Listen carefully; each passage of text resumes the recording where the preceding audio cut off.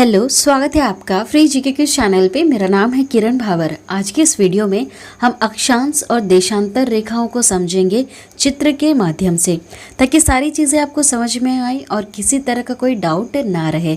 Video को पूरा देखिएगा, बहुत ही ज़्यादा इम्पोर्टेंट है ये वीडियो।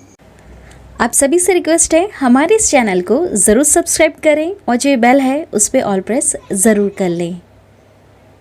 मैं आप लोगों को वर्ड टू वर्ड समझाऊंगी, ताकि आप इन फ्यूचर जब सेल्फ स्टडी करें, किसी भी पुस्तक को उठा के पढ़ें, तो आप वहां पाएंगे कि 99% चीज़ें आप पहले ही इस वीडियो से कवर कर चुके हैं। ठीक है, इसलिए वीडियो को ध्यान से सुनिएगा। मैं बहुत ही सरल भाषा का प्रयोग करूंगी। देखिए, पृथ्वी के समान किसी गोले पर किसी बिंदु की स्थिति का वर्णन करना कठिन होता है। इसके लिए हमें कुछ बिंदुओं एवं रेखाओं के संदर्भ की आवश्यकता होती है। इसका अर्थ ये रहा कि देखिए, कोई भी सर्कल मान लीजिए आप, यहाँ पर अगर ये बिंदु है तो ये बिंदु कहाँ पर लाई कर रहा है। ठीक है, इसकी बिल्कुल एग्जैक्ट जगह पता करने के लिए हमें कुछ रेखाओं की आवश्यकता पड़ेगी। ठीक है, या फिर कुछ बिंदुओं की आवश्यकता पड़ेगी, जिसके माध्यम से बता सकते हैं कि ये जो बिंदु है सर्कल में, ये कहाँ पर है। ठीक है, इसीलिए हम यहाँ पर हमारी पृथ्वी के ऊपर अक्षांश और देशांतर रेखाओं का प्रयोग करते हैं, ताकि ये बताया जा सके कि हमारा भारत देश कहाँ पर है या फिर कोई दूसरा जो देश है वो कहाँ पर है। ठीक है, जगह पता करने के लिए इनका प्रयोग किया गया है और समय निकालने के लिए। चलिए देखिए, आप देखेंगे कि एक सुई ग्लोब में झुकी हुई अवस्था में स्थित होती है, जिसे अक्ष कहा जाता है। ठीक है, एक सुई दिख रही है आपको बीच में। पृथ्वी क्योंकि हमारी झुकी हुई है, इसलिए ग्लोब को भी इसी तरह से बनाया गया है। ग्लोब क्या है एक्चुअली? ये जो ग्लोब है ये हमारे पृथ्वी का एक तरह से मॉडल है। ठीक है, हमारी पृथ्वी ठीक इसी प्रकार से घूम रही होती है। तो ये जो बिल्कुल बीच की जो लाइन है, ठीक है, जिस पर ये झुक कर ये घूम रही है, इसे अक्ष कहा जाता है। ठीक है, अब देखिए, ग्लोब पर वे दो बिंदु जिसमें होकर सुई गुजरती है, उत्तर तथा दक्षिणी ध्रुव है ये। ठीक है, अब देखिए, ये जो सुई यहाँ से निकल रही है ना बीच से, जैसे इसे हम अक्ष कहते हैं, तो ऊपर एक पॉइंट आपको दिख रहा होगा, है ना। सबसे ऊपर आपको एक पॉइंट दिख रहा है यहाँ पर, और नीचे जो एक पॉइंट दिख रहा है। अब जो ऊपर वाला जो पॉइंट है, तो अब इसे हम डायरेक्शन से याद रखिएगा। जैसे कि आप जानते हैं, ऊपर है उत्तर, फिर दक्षिण, फिर इधर पूरब और ये पश्चिम। ठीक है, north, south, east and west. ठीक है, तो देखिए ऊपर वाला क्या हो जाएगा? उत्तरी ध्रुव। ठीक है, इन्हें ध्रुव के नाम से जाना जाता है। देखिए ध्रुव वर्ड लिखा है ना, इसे उत्तरी ध्रुव कहेंगे, और ये नीचे है तो इसको क्या कहेंगे? दक्षिणी ध्रुव। ठीक है, ग्लोब को इस सुई के चारों ओर पृथ्वी की भांति पश्चिम से पूर्व की ओर घुमाया जाता है। ठीक है, उसी तरह से जैसे हमारी पृथ्वी घूमती है ना, अब पृथ्वी कैसे घूम रही है? हमारे पश्चिम से पूर्व की ओर। कैसे घूमती है? पश्चिम से पूर्व की ओर घूमती है। ग्लोब को भी आपने कभी घुमाया होगा। ठीक है, अगर कभी देखा हो आपने स्कूल में वगैरह या फिर, ठीक है, तो इसको जैसे हम ऐसे राउंड करेंगे, ऐसे घुमाएंगे तो ये घूमेगी। ठीक है, पश्चिम से पूर्व की ओर जैसे ही घूम रहा है, ठीक उसी प्रकार से हमारी पृथ्वी भी घूमती है। ठीक है, अब देखिए, लेकिन आपको ये चीज़ याद रखना है कि दोनों में एक अंतर है। जो ये ग्लोब है ना, ये मॉडल है, इसमें और हमारी पृथ्वी में थोड़ा सा एक डिफरेंस ये है कि पृथ्वी पर वास्तविक में ऐसी कोई सुई नहीं होती है। जो सुई है ना, इस तरह की कोई सुई नहीं है, बस यह अपने अक्ष के चारों ओर घूमती है, इसी तरह से झुकी हुई अपने अक्ष के चारों ओर ये घूमती है, जो एक काल्पनिक रेखा है। ठीक है, ये एक तरह की क्या है? काल्पनिक रेखा है, जिसके ऊपर हमारी पृथ्वी घूम रही है, झुकी हुई है। ठीक है, कितना डिग्री झुकी हुई है ये आपको कमेंट करके बताना है। काफ़ी सरल सवाल है। हमारी पृथ्वी कितना डिग्री झुकी हुई है? ठीक है, कितना झुकी हुई है और कितना डिग्री का कोण बनाती है, ये भी आपको बताना है। ठीक है, देखिए दोनों में फ़र्क है। कितनी झुकी हुई है और कितना डिग्री का कोण बनाती है, दोनों सवालों का उत्तर अलग अलग है। ठीक है, बस आप ये कमेंट करके बताइएगा, क्योंकि मैं ये बता चुकी हूँ पहले वाली वीडियो में। ठीक है, जब मैं आपको सौरमंडल पढ़ा रही थी। अब देखिए, एक अन्य काल्पनिक रेखा है। अब हमने एक अक्ष रेखा तो देख ली, ठीक है, जिसके ऊपर हमारी पृथ्वी घूम रही है, जिसके चारों ओर घूम रही है और एक राउंड लगा रही है। ठीक है। अब एक और काल्पनिक रेखा है जो 2 बराबर भागों में हमारी अर्थ को बांटती है। देखिए ये जो अक्ष है बीच का, जो मैंने अभी आपको बताया, अगर हमारी पृथ्वी को काट दिया जाए तो एक हिस्सा इधर हो जाएगा, एक हिस्सा इधर हो जाएगा, बिल्कुल बराबर हिस्सों में काट रही है। ठीक है। उसी तरह से एक और काल्पनिक रेखा है जो हमारी पृथ्वी को बीच से अगर काटे तो बिल्कुल बराबर हिस्सों में काट देगी। तो ये जो बीच की रेखा है इसको कहते हैं विषुववृत्त रेखा। ठीक है। ये जो रेखा है ना, ये भूमध्य रेखा भी कहते हैं और इसे विषुववृत्त रेखा भी कहते हैं। ठीक है। इसे ध्यान से देखिएगा। अब देखिए पृथ्वी के उत्तर में स्थित आधे भाग को क्या कहेंगे। अब यहाँ से अगर कट करते हैं तो ऊपर वाले हिस्से को क्या कहेंगे, जाहिर सी बात है उत्तरी गोलार्ध कहा जाएगा। ठीक है। और दक्षिण वाले भाग को दक्षिणी गोलार्ध कहा जाता है। ठीक है। ये दोनों बराबर के आधे भाग होते हैं। ठीक है। ये बिल्कुल बीच में है, भूमध्य रेखा है, इसलिए ये मतलब काटेगा ही ऐसे हमारी पृथ्वी को कि बिल्कुल बराबर हिस्सों में बांट सके। इसीलिए इसको खींचना ज़रूरी है, इस लाइन को बताना ज़रूरी है और इसी को हम विषुववृत्त रेखा कहते हैं क्योंकि बिल्कुल बराबर हिस्सों में हमारी अर्थ को, पृथ्वी को बांटता है। अब देखिए आगे, इस प्रकार विषुववृत्त वृत्त, ठीक है, वृत्त मतलब होता है सर्कल। ठीक है। अब ये रेखा है, ये एक तरह का क्या सर्कल बना रही है ना पूरा, ये जैसे हमारी ये पृथ्वी है। ठीक है। इसमें जो ये लाइन बीच की है, अगर ये पूरी घूमकर ऐसे करेगी तो देखिए एक तरह का वृत्त बना रही है, एक तरह का सर्कल बना रही है। ठीक है। ये एक तरह की काल्पनिक वृत्त बनती है एवं यह पृथ्वी पर विभिन्न स्थानों की स्थिति बताने का सबसे महत्वपूर्ण संदर्भ बिंदु है। ठीक है। विषुववृत्त वृत्त से ध्रुवों तक स्थित सभी समांतर वृत्तों को आकांश समांतर रेखाएं कहा जाता है। अक्षांशों को अंश में मापा जाता है। देखिए इस लाइन का अर्थ मैं आपको समझाती हूँ। यहाँ पर क्या कह रहा है, यहाँ पर ध्यान से देखिएगा। ठीक है। यही यहाँ पर बीच में है विषुववृत्त वृत्त। ठीक है। अब ये जो बीच की जो लाइन है विषुववृत्त वृत्त, ये होती है 0 डिग्री। ठीक है।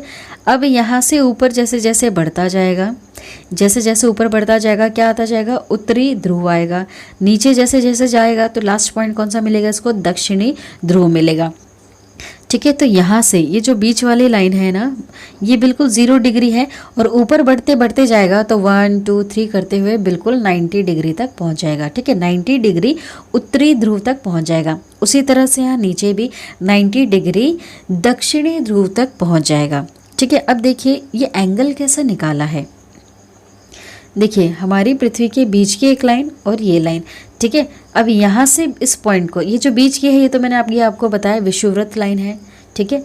अब यहाँ से 1 डिग्री 2 डिग्री 3 डिग्री 4 डिग्री ऐसा करते हुए यहाँ पर इस तरह से बनेगा, है ना, पूरा 90 डिग्री तक यहाँ पहुँच जाएगा। तो 90 डिग्री तक सिर्फ एक पॉइंट रहेगा। बाकी अब ये जो यहाँ पर मान लीजिए यहाँ पर ये 20 डिग्री आ रहा है, यहाँ पर भी 20 डिग्री आ रहा है। अब इसको मिला करके एक सर्कल बना लिया गया है। ठीक है। अब आपको समझ में आ रहा है कि ये 20 डिग्री कैसे बनाया है इन्होंने। ठीक है। तो इस तरह से ये सब क्या है, पैरेलल लाइंस है। ठीक है। एक दूसरे के क्या है, पैरेलल ये लाइन जा रही है। मतलब कि अगर ये हमारी पृथ्वी को बीच में से काट दें और इसको चौड़ा कर दें, ऐसे फैला दे सामने, तो इस तरह से ये लाइन दिखेंगे आपको। ठीक है। मतलब पैरेलल दिखेंगी ये सारी लाइन। और इन सबको अगर जोड़ दिया जाए तो ये जो सबसे ऊपर की लाइन है ये एक तरह का एक पॉइंट बन जाएगी जो है उत्तर ध्रुव। उसके बाद फिर और सर्कल सर्कल, मतलब इस तरह से सर्कल शेप ले लेगी। ठीक है। समझ में आ रहा है, कंफ्यूज तो नहीं हो रहे हो। मतलब ये जो विषुववृत्त लाइन है ये है 0 डिग्री। ऊपर तक चलते जाओगे तो यहाँ तक 90 डिग्री तक पहुँच जाओगे, जो उत्तरी ध्रुव का 90 डिग्री हो जाएगा और नीचे दक्षिणी ध्रुव का 90 डिग्री हो जाएगा। ठीक है। बस ये समझना है अभी आपको। इसी लाइन को हम अक्षांश या फिर समांतर रेखा कहते हैं। ठीक है। इन्हीं लाइन को। चलिए अब देखिए, विषुववृत्त वृत्त 0 अंश अक्षांश को दर्शाती है। ठीक है। मैंने बताया था आपको ये 0 है। ठीक है। ये जो लाइन है ये क्या है, 0 अंश है। चूँकि विषुववृत्त वृत्त से दोनों तरफ ध्रुवों के बीच की दूरी पृथ्वी के चारों ओर के वृत्त का 1/4 होता है। अंततः इसका जो माप होगा वह 360 डिग्री अंश का 1/4 होगा, यानी कि 90 डिग्री अंश होगा। ठीक है। ये क्या होगा, अब यहाँ तक जाते जाते कहाँ तक जाएगा, ये 90 डिग्री तक जाएगा। ठीक है। अब देखिए इस प्रकार 90 डिग्री अंश उत्तरी अक्षांश उत्तर ध्रुव को दर्शाता है तथा 90 डिग्री अंश दक्षिणी अक्षांश दक्षिणी ध्रुव को दर्शाता है। ठीक है, जो मैंने अभी आपको एक्सप्लेन करके समझाया। इस प्रकार विषुववृत्त वृत्त के उत्तर की सभी समांतर रेखाओं को उत्तरी अक्षांश कहा जाता है तथा विषुववृत्त वृत्त के दक्षिणी स्थित की, है ना, नीचे की तरफ की जितनी भी समांतर रेखाएं हैं इन सबको दक्षिणी अक्षांश कहा जाएगा। ठीक है, समझ में आया? इसके ऊपर के सब क्या कहलाएंगे? उत्तरी अक्षांश, और इस सब के नीचे वाली जो इतनी भी ये लाइंस हैं उनको हम क्या कहेंगे? दक्षिणी अक्षांश। ठीक है, समझ में आ रहा है आप लोगों को? इसलिए प्रत्येक अक्षांश के मान के साथ उसकी दिशा यानी उत्तर या दक्षिण को भी लिखा जाता है। जैसे जैसे हम विषुववृत्त वृत्त से दूर जाते हैं अक्षांशों का आकार घटता जाता है। ठीक है, आकार घट रहा है।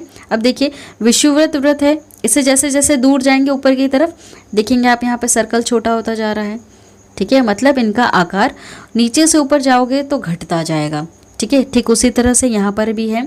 जैसे जैसे आप इस विषुववृत्त वृत्त से दूर जाते जाएंगे तो ये जो लाइन है, ये जो सर्कल है ये घटता जाएगा। देख रहे होंगे ना आप, ये जो पॉइंट है ना यहाँ पर एक छोटा सा, इसी को कहते हैं 90 डिग्री उत्तरी ध्रुव।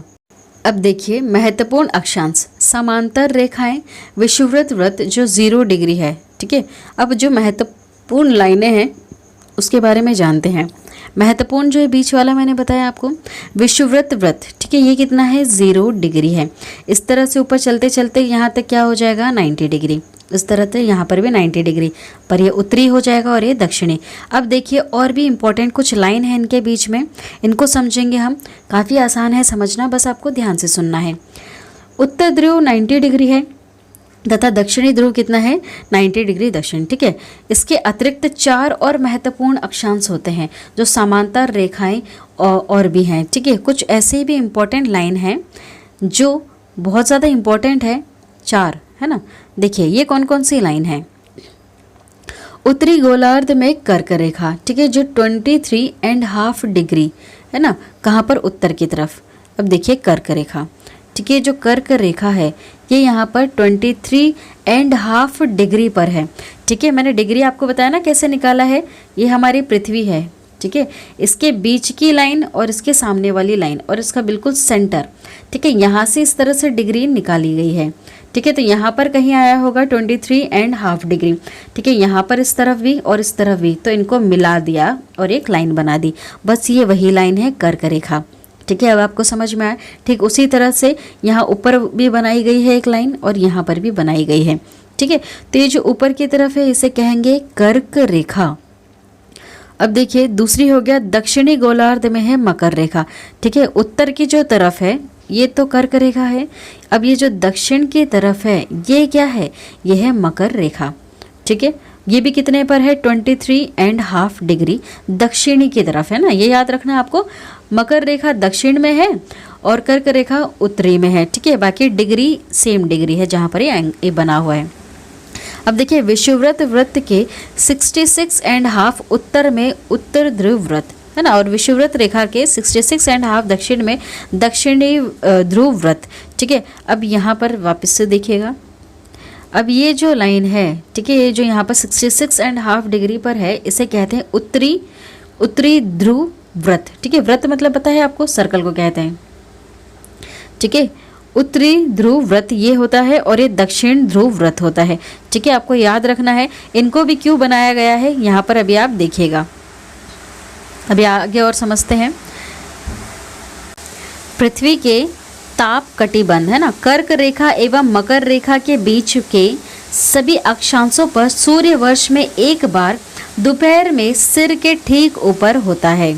ठीक है, इसलिए इस क्षेत्र के सबसे अधिक ऊष्मा प्राप्त होती है ना, और तथा इसे उष्ण कटिबंधीय कहा जाता है। देखिए उष्ण कटिबंध किस प्लेस को कहा जाता है? कर्क रेखा एवं मकर रेखा के बीच के सभी अक्षांशों पर। इस इमेज को ध्यान से देखिएगा, ये मकर रेखा और ये कर्क रेखा, इसके बीच की बात हो रही है कि यहाँ पर सूर्य की जब रोशनी पड़ती है तो यहाँ पर जब सूर्य की रोशनी पड़ती है तो देखिए सूर्य हमेशा सिर के ऊपर ही रहता है।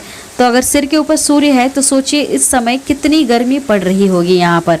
ठीक है, यहाँ पर गर्मी बहुत रहती है इसके बीच में, क्योंकि सूर्य की रोशनी सीधे यहाँ पर गिरती है।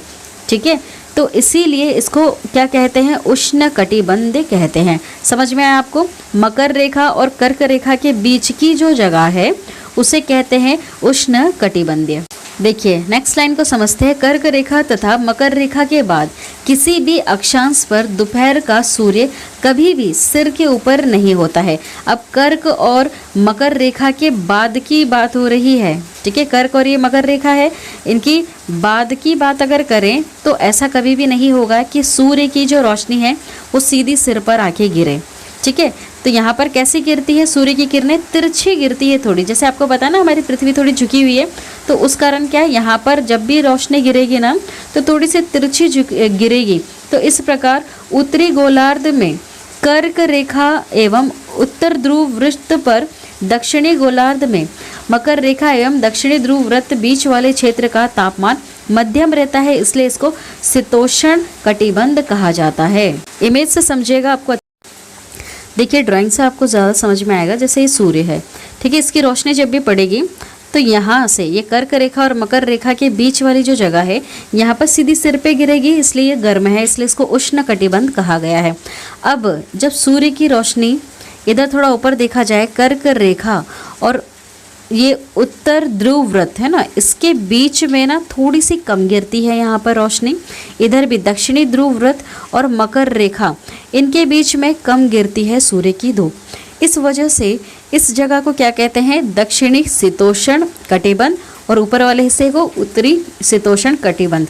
ठीक है, देखा जाए तो ये क्या है, शीतोष्ण कटिबंध, ये भी शीतोष्ण कटिबंध, लेकिन ये उत्तर में है इसलिए उत्तर, और दक्षिण में है इसलिए दक्षिणी।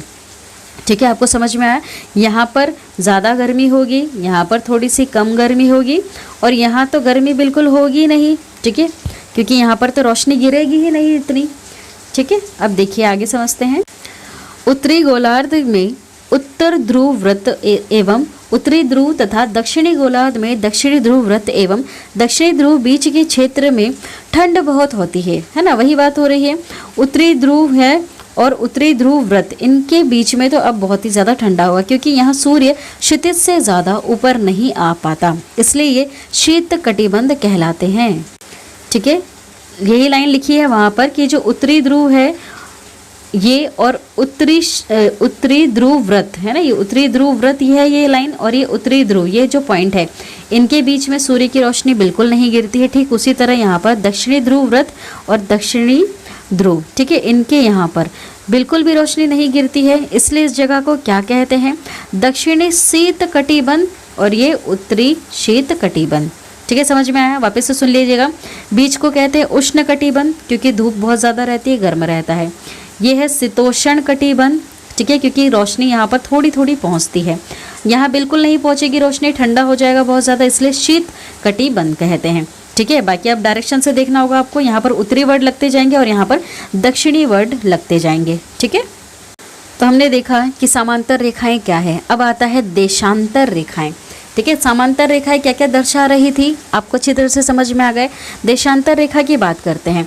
ठीक है, चलिए देखिए, किसी स्थान की स्थिति को बताने के लिए उस स्थान के अक्षांश के अतिरिक्त कुछ और जानकारियों की आवश्यकता भी होती है। आप देख सकते हैं कि प्रशांत महासागर में स्थित टोंगा द्वीप एवं हिंद महासागर में स्थित मॉरिशस द्वीप एक ही अक्षांश पर स्थित होते हैं। ठीक है, 20 डिग्री। उनकी सही स्थिति जानने के लिए यह पता करना होगा कि उत्तर ध्रुव को दक्षिणी ध्रुव से जोड़ने वाली संदर्भ रेखा के पूर्व या पश्चिम की ओर इन स्थानों की दूरी कितनी है। इन संदर्भ रेखाओं को देशांतरी याम्योत्तर कहते हैं तथा उनके बीच की दूरी को देशांतर के अंशों में मापा जाता है। अब ध्यान से सुनिएगा, जो अभी आपने पढ़ा पैरा, इसका अर्थ क्या निकलता है।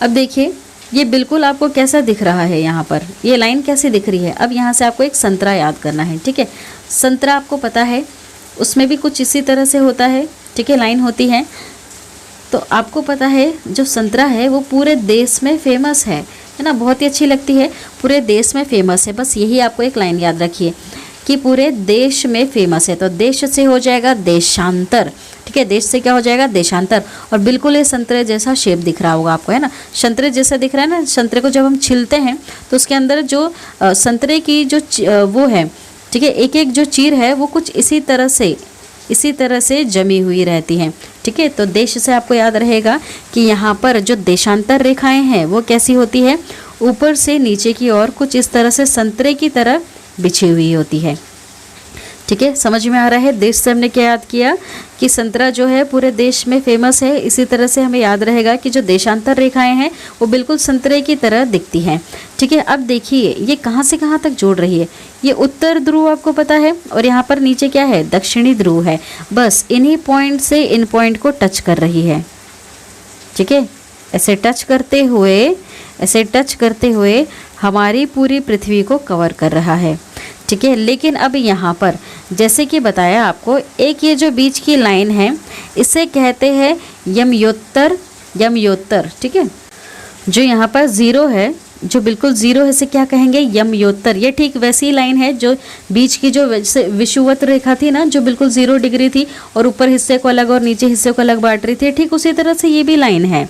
ये जो लाइन है देशांतर की लाइन, ये यमयोत्तर, ये भी ठीक पृथ्वी को 2 हिस्सों में बांट रही है, इधर अलग और इधर अलग। अब इस हिस्से को क्या कहेंगे, पूरब, और इस हिस्से को कहेंगे पश्चिम, ठीक है। समझ गए आप, ये पूरब है और ये पश्चिम है।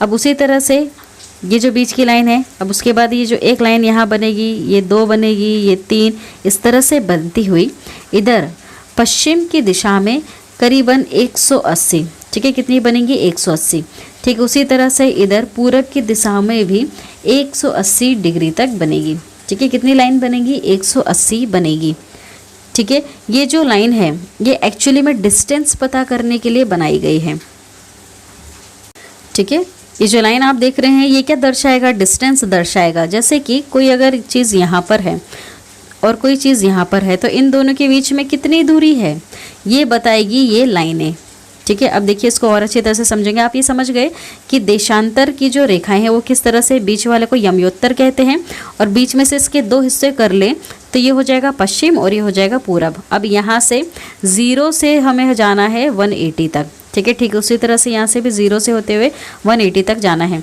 एक चीज़ यहाँ पर है कि जो ये 180 वाली लाइन है ये दोनों में इनकी एक ही लाइन है, ठीक है। उत्तर और ये पूरब और पश्चिम दोनों की एक ही लाइन है 180, ठीक है, 180 डिग्री। अब देखिए वर्ड टू वर्ड समझेंगे कि अब देखिए नेक्स्ट, प्रत्येक अंश को मिनट में तथा मिनट को सेकंड में विभाजित किया गया है। ये अर्धवृत्त है तथा उनके बीच की दूरी ध्रुवों की तरफ बढ़ने पर घटती जाती है एवं ध्रुवों पर शून्य हो जाती है, जहां सभी देशांतरीय यमयोत्तर आपस में मिलती है, ठीक है। इसका अर्थ ये रहा कि देखिए अब ये जो 0 डिग्री है ना, 0 के बाद अगर यहाँ पर ये 1 है, 2 है, 3 है, ठीक है, ये जो दर्शा रहा है ना ये टाइम को दर्शा रहा है, ठीक है। जैसे जो 15 डिग्री है इसको हम 1 घंटा मानते हैं, क्या मानते हैं, 1 घंटा, ठीक है। ये 0, ये 1 2 3 करके अगर यहाँ 15 आ रहा है तो इसे हम कितना मानेंगे, 1 घंटा मानेंगे, ठीक है। फिर यहाँ पर जाएगा, फिर उसे हम क्या मानेंगे, और 15 अगर आगे जाता है तो उसे हम 2 घंटा मानेंगे, ठीक है। इस तरह से जब यहाँ पर ये 60 पे आ जाएगा तो कितना टाइम हो जाएगा, यहाँ पर 4 घंटे हो जाएंगे, ठीक है। मतलब ये टाइम को भी दर्शा रहा है। अब देखिए और इसको अच्छी तरह से समझेंगे, अब ध्यान से सुनिएगा। अभी देखिए अब यहाँ पर दोनों रेखाओं को एक साथ दर्शाया गया है। देखिए और अच्छी तरह से आप लोगों को समझ में आएगा। जैसे कि ये जो बीच वाली लाइन है, अभी देशांतर की बात करें तो यह है प्रमुख यमयोत्तर, ठीक है, 0 डिग्री, ये प्रमुख यमयोत्तर है। ठीक उसी तरह से जैसे यहाँ पर विषुववृत्त वृत्त है, ठीक है, 0 डिग्री, ये भी यहाँ पर 0 डिग्री, ये भी 0 डिग्री, ठीक है। लेकिन अगर देशांतर की हम बात करें तो ये यहाँ से उत्तरी ध्रुव से लगा करके दक्षिणी ध्रुव तक जाती हैं, इस तरह से, ठीक है, इस तरह से जाती हैं, ठीक है, 1 2 3 करते हुए जाती हैं। ये इस तरह के जो इस तरफ का जो हिस्सा है इसे हम पूर्वी कहते हैं, पूर्वी देशांतर, ठीक है। और जो इस तरह का हिस्सा है इसको हम कहते हैं, इस तरफ वाले हिस्से को पश्चिमी देशांतर, ठीक है। तो ये भी ठीक इस तरह से कहाँ तक जाएगी, 180 तक जाएगी, ठीक है। अब देखिएगा और ये तो आप समझ ही गए होंगे, जैसे यहाँ पर विषुववृत्त व्रत है, यहाँ पर ये ऊपर की तरफ जा रहा है, उत्तरी ध्रुव तक 0 से लेकर यहाँ पर ये धीरे धीरे होते हुए कहाँ तक 90 डिग्री तक जाएगा। ठीक है, ठीक उसी तरह से यहाँ पर भी 0 से होते हुए 90 डिग्री तक जाएगा, लेकिन ये कौन सी साइड का हो जाएगा, दक्षिणी। ठीक है, तो इन्होंने इनके डायरेक्शन के हिसाब से लाइनें बना रखी हैं। ठीक है, चलिए अब देखिए और अच्छी तरह से समझते हैं इनको वर्ड टू वर्ड। जो अक्षांश समांतर रेखाएं हैं, है ना, ये सभी भिन्न भिन्न हैं, है ना, और देशांतरी यमयोत्तर की जो लंबाई है ये सब समान होती है। ठीक है, सब समान है ना। देखिए इसकी जो लंबाई यहाँ से यहाँ तक है, ठीक है, मान लीजिए 1 डिग्री है इसकी, और यहाँ पर ये जो 60 डिग्री वाला है इसकी, और यहाँ से लेकर यहाँ तक इस पॉइंट तक की जो लंबाई है ये सबकी लंबाई बराबर है। मतलब देशांतर की जो रेखाएं हैं इनकी लंबाई कैसी है, बराबर है।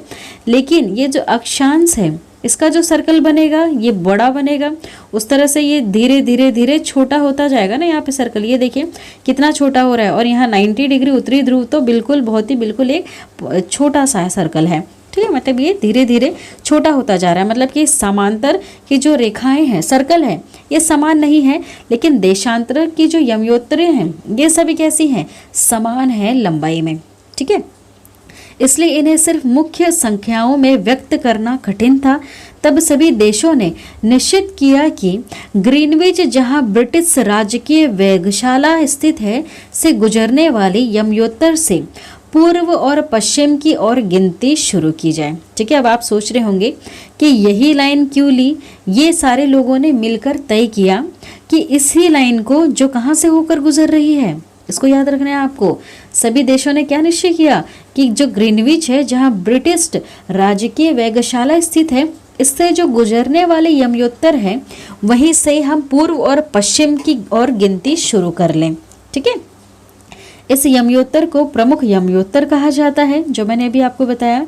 इसका मान 0 डिग्री होता है। ठीक है, 0 डिग्री देशांतर है, तथा यहाँ से हमें 180 डिग्री पूर्व या 180 डिग्री पश्चिम तक गणना करते हैं। ठीक है, प्रमुख यमयोत्तर तथा 180 डिग्री यमयोत्तर मिलकर पृथ्वी को 2 समान भागों में अलग अलग करता है, पूर्वी गोलार्ध और पश्चिमी गोलार्ध में विभक्त करता है।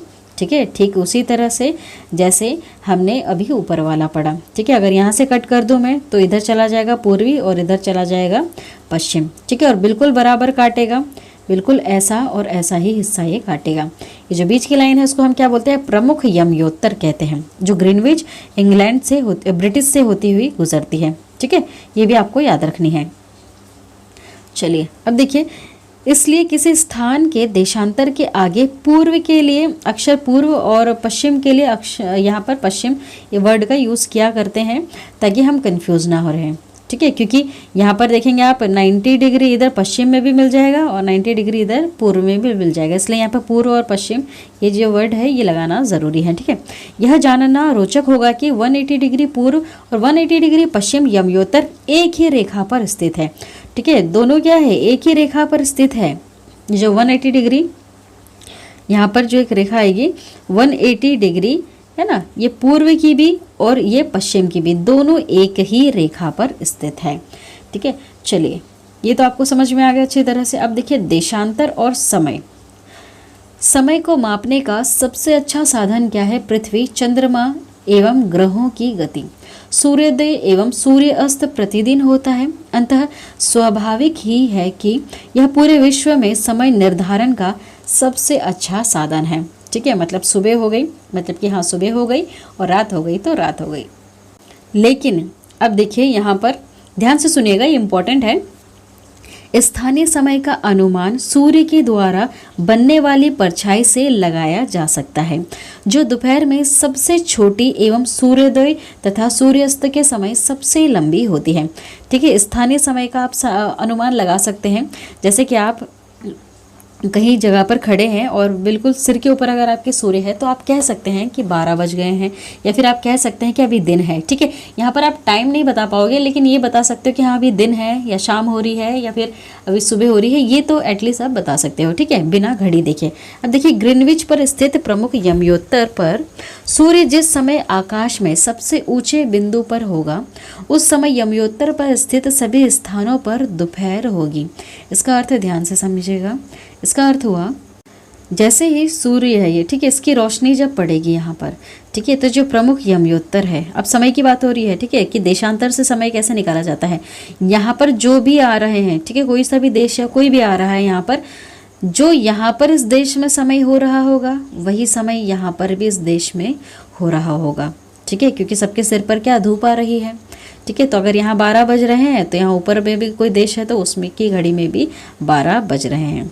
ठीक है, ये चीज़ आपको समझ में आए। देखिए और अच्छी तरह से समझते हैं। पृथ्वी पश्चिम से पूर्व की ओर चक्कर लगाती स्थान जो ग्रीनविच के पूर्व में है उसका समय ग्रीनविच समय से आगे होगा, तथा जो पश्चिम में है उनका समय पीछे होगा, है ना। इसके अंतर की दर की गणना निम्नलिखित विधि से की जा सकती है। पृथ्वी लगभग 24 घंटे में अपने अक्ष पर 360 डिग्री घूम जाती है। देखिए इसको समझते हैं। अब इस लाइन को अच्छी तरह से मैं समझाती हूँ। देखिए क्या कह रहा है ये, कि मान लीजिए जैसे कि आप जानते हैं हमारी पृथ्वी कैसे घूमती है, ऐसे घूमती है। ठीक है, ये कैसे घूमती हुई जा रही है, ये पश्चिम से पूर्व की ओर घूम रही है। ठीक है, तो अब सूर्य यहाँ पर है। ठीक है, सूर्य की रोशनी सबसे पहले कहाँ गिरेगी, पूर्व में गिरेगी। ठीक है, जाहिर सी बात है पूर्व में गिरेगी।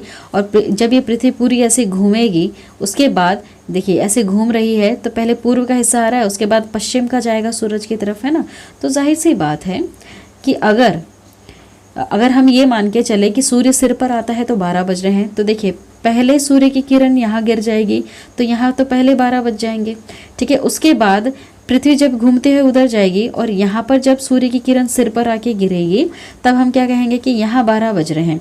मतलब कि देखिए यहाँ पर पहले ही 12 बज गए, बाद में यहाँ पर क्योंकि पृथ्वी को घूमने में भी टाइम लगेगा, तो मानो ये 2 घंटे बाद इस पोजीशन पर आती है। ये जो लाइन है 2 घंटे बाद ये यहाँ पर इस पोजीशन पे आएगी तो करीबन 2 घंटे का समय इसको लगेगा। इसका मतलब क्या है कि जो ये है ये पहले ही बढ़ रहा है। ठीक है, मतलब इसका समय आगे की तरफ जा रहा है, ये पीछे रह जा रहे हैं। ठीक है, समझ में आ रहा है आप लोगों को ये। देखिए ध्यान से सुनिएगा, बस आपको ये ध्यान रखना है कि सूर्य है, सूर्य की रोशनी गिर रही है जहाँ पर, है ना। अब अगर यहाँ पर गिर रही है तो पहले यहाँ सुबह हो जाएगी, बाद में यहाँ सुबह होगी ना, क्योंकि अभी तो ये अंधेरे में ही है, ये लोग तभी सो ही रहे हैं।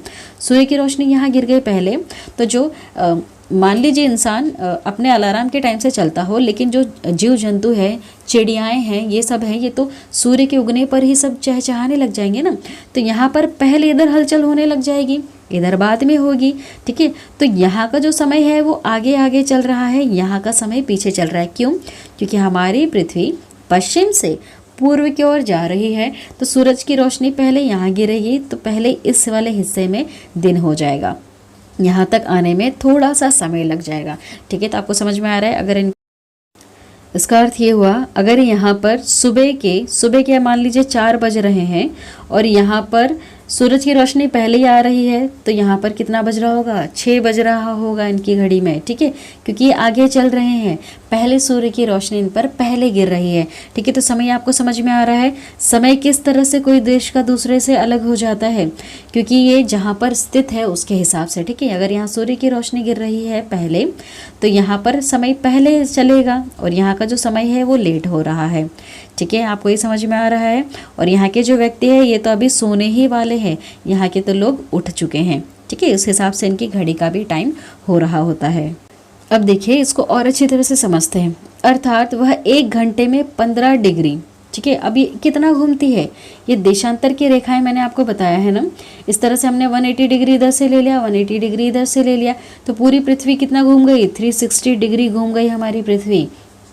ठीक है, और इसको 1 घंटे में घूमने में समय जो लगता है ना वो 15 डिग्री का लगता है। कितना समय लगता है, 15 डिग्री। और इस हिसाब से निकाला जाए तो 4 मिनट में वो 1 डिग्री घूम रही होती है। ठीक है, हमारे पृथ्वी को पूरा 360 डिग्री घूमना होता है, तो 4 मिनट का समय लगाती है 1 डिग्री घूमने में। ठीक है। इस प्रकार जब ग्रीनविच में दोपहर के 12 बजते हैं, तब ग्रीनविच से 15 पूर्व के समय में देखा जाए तो वहाँ पर कितना टाइम हो रहा होता है, वहाँ पर 1 बज रहे होते हैं। ठीक है, वो 1 घंटा आगे चल रहा होता है पूर्व की ओर। अगर 15 डिग्री देखा जाए तो 1 घंटा उसका टाइम ज़्यादा होगा, अर्थात वहाँ दोपहर के 1 बजा होगा, जैसे मैंने अभी आपको एक्सप्लेन करके समझाया।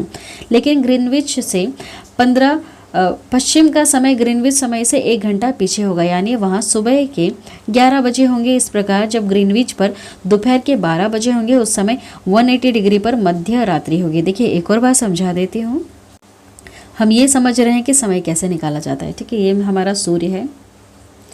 ठीक है, इसकी रोशनी यहाँ पर पड़ रही है पहले। ठीक है, और यहाँ पर मान लीजिए अगर ग्रीनविच पे 12 बज रहे हैं तो यहाँ पर क्या बज रहा होगा, 1 बज रहा होगा। ठीक है, लेकिन कहाँ पर, ये 15वें पे। ठीक है, 15 की डिग्री पर देखना है। 15 डिग्री इक्वल्स टू 1 घंटा।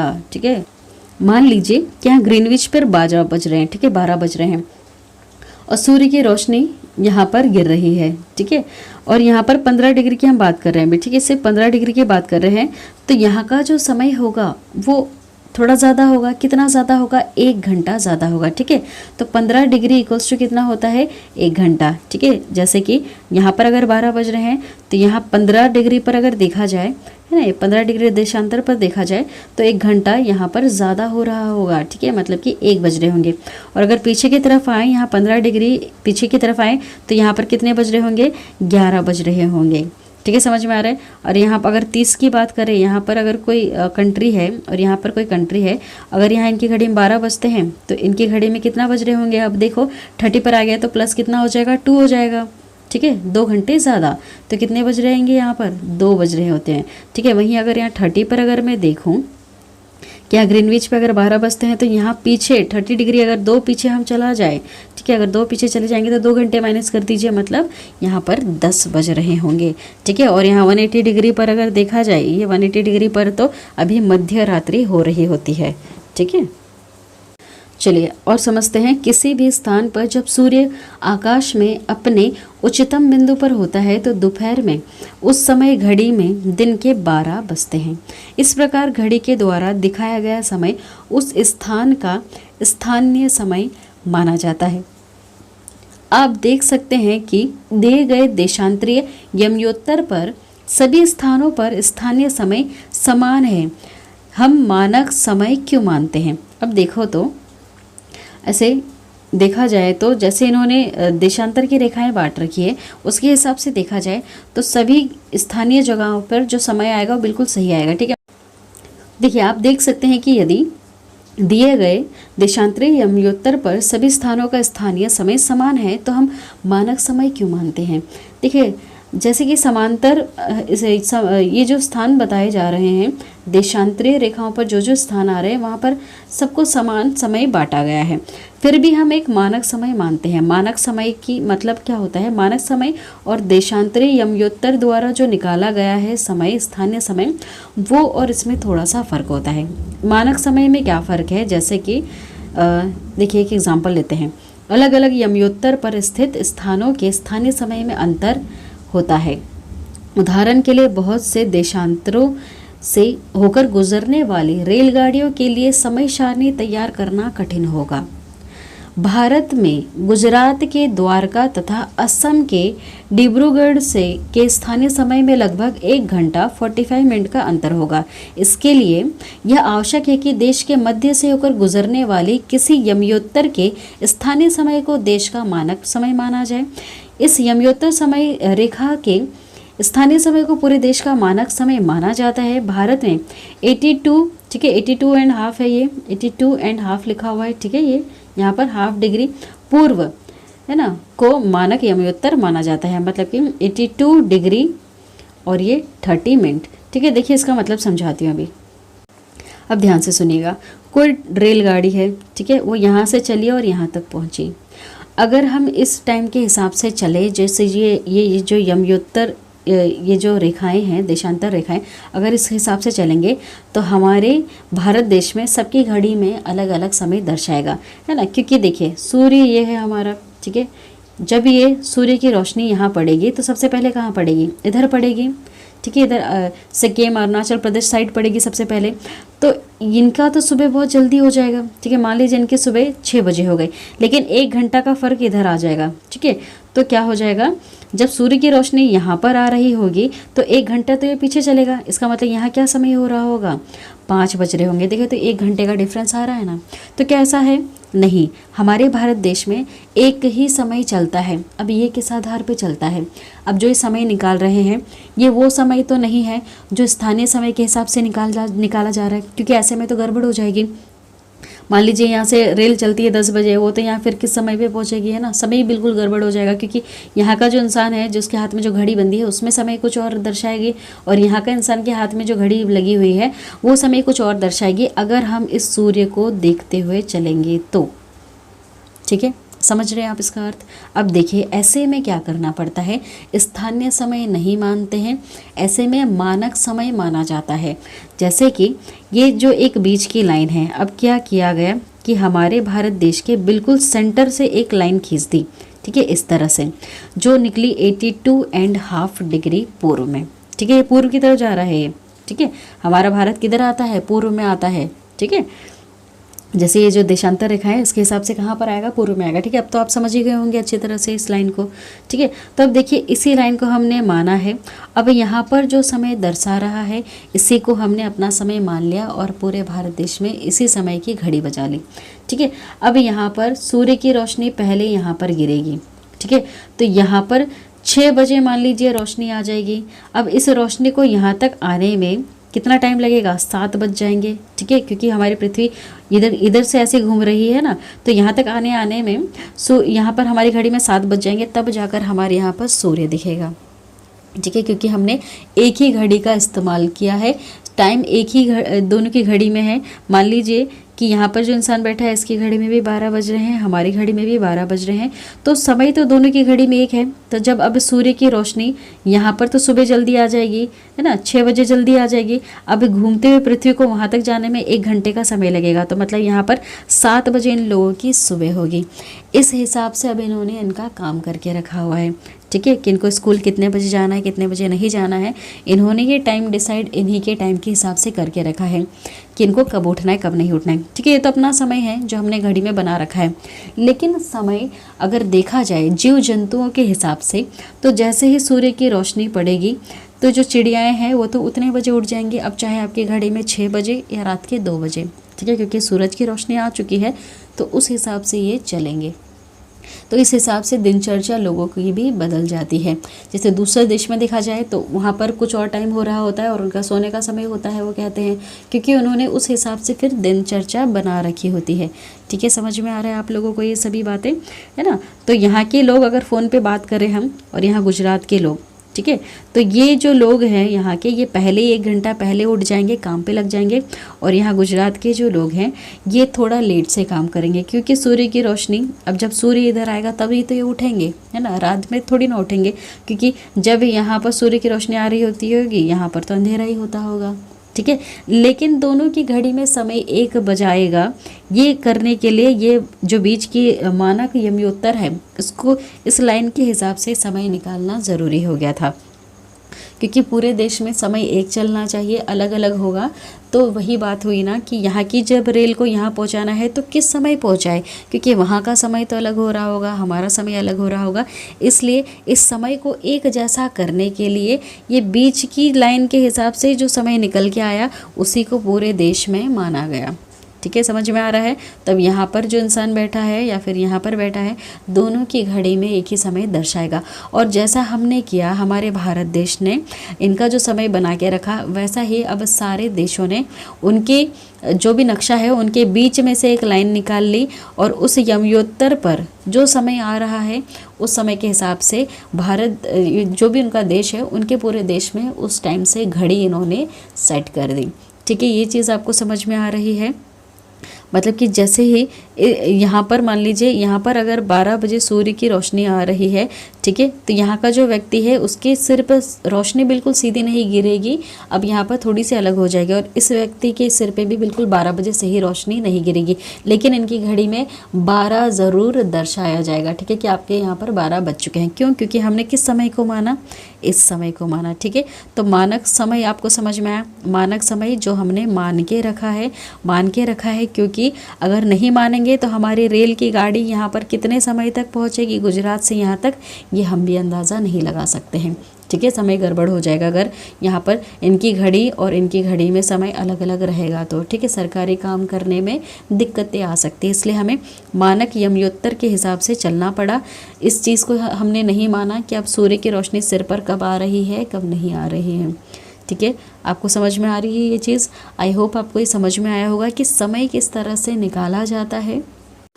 आज की वीडियो में इतना ही। आई होप आपको थोड़ा बहुत समझ में आया होगा कि अक्षांश और देशांतर रेखाएं क्या होती हैं, ठीक है। वीडियो पसंद आती है वीडियो को लाइक कर दे, शेयर कर दे और मेरे इस चैनल को ज़रूर सब्सक्राइब करें। Thank you.